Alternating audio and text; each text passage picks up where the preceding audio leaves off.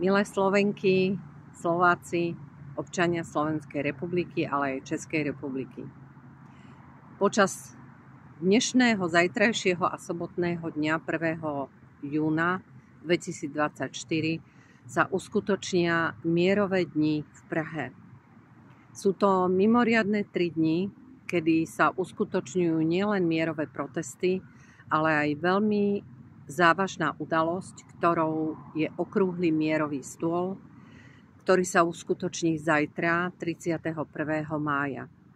Zídu sa tam nielen dôležité osobnosti, politici, aktivisti z Európy, hlavne zo Slovenska a Čiech, ktorí sú organizátormi zároveň tohto mierového okrúhleho stolu.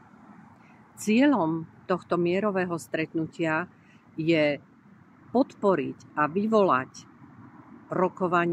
mierové rokovania u politikov Európy, ale aj sveta.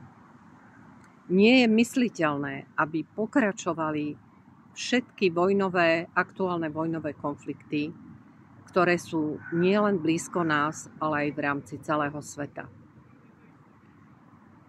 Zúčastnite sa prosím mierových protestov dnes, zajtra a hlavne v sobotu o 13. hodiny na Václavskom námestí.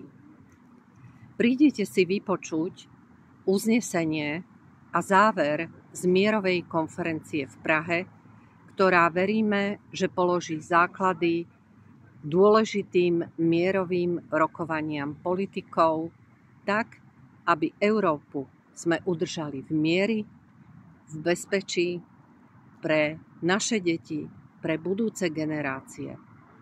Voľte prosím mier v Európe, voľte spravodlivosť a novú bezpečnú Európu.